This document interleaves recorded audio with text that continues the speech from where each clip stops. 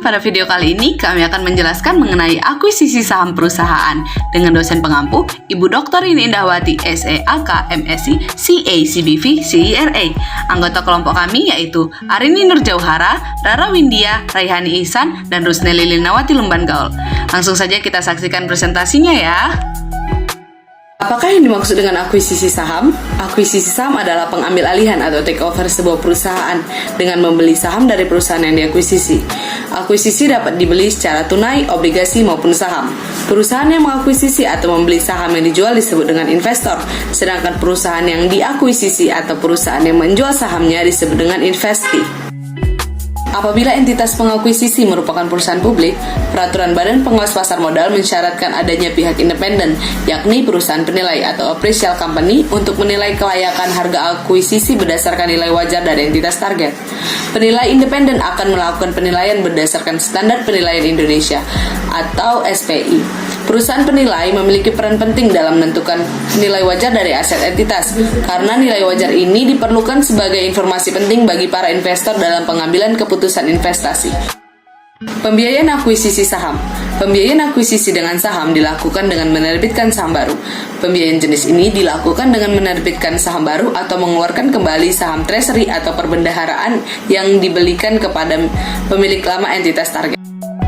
Selanjutnya, saya akan menjelaskan alasan perusahaan melakukan akuisisi.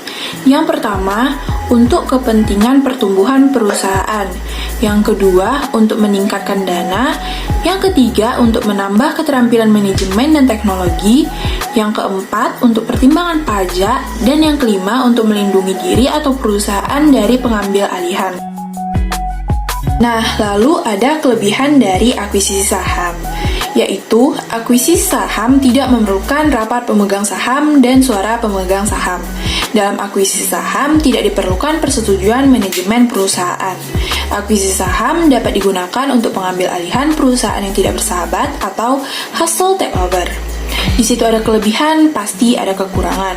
Kekurangan dari akuisisi saham yang pertama yaitu jika cukup banyak pemegang saham minoritas yang tidak menyetujui pengambil alihan tersebut, maka akuisisi akan batal. Pada umumnya, anggaran dasar perusahaan menentukan paling sedikit 2/3 atau sekitar 67% suara setuju pada akuisisi agar akuisisi terjadi.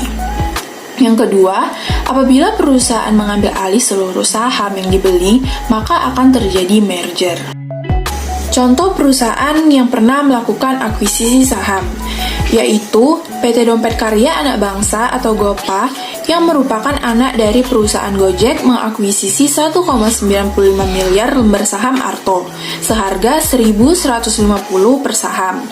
Yang kedua, ada PT Sarana Menara Nusantara Tbk yang merupakan grup Jarum mengakuisisi 94,03% saham PT Solusi Tunas Pratama Tbk dengan nilai transaksi sebesar 16,73 triliun. Metode pencatatan akuntansi dalam akuisisi perusahaan. 1. Metode biaya atau cost method. Berdasarkan metode biaya, investasi dalam saham dicatat pada biayanya dan dividen dari laba. Berikutnya dilaporkan sebagai pendapatan dividen. Ada satu pengecualian, dividen yang diterima melebihi bagian laba investor setelah saham diperoleh, dianggap sebagai pengembalian modal dan dicatat sebagai pengurang terhadap rekening investasi. Metode ekuitas atau equity method. Metode ekuitas adalah suatu metode pencatatan investasi yang mencatat investasi awal sebagai biaya perolehan dan akan ditambah atau dikurangi dengan laba maupun rugi yang didapatkan setelah tanggal perolehan. Berikut ini contoh soal akuisisi pada awal tahun dengan cost method.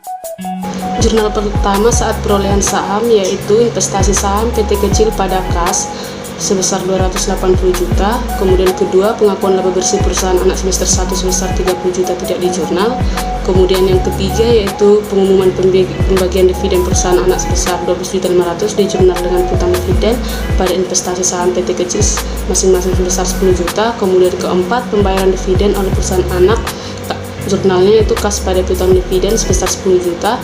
Kemudian kelima ada pengakuan rugi bersih perusahaan anak semester 2 sebesar 10 juta, itu tidak di jurnal juga karena pada metode ini laba rugi entitas anak tidak diakui.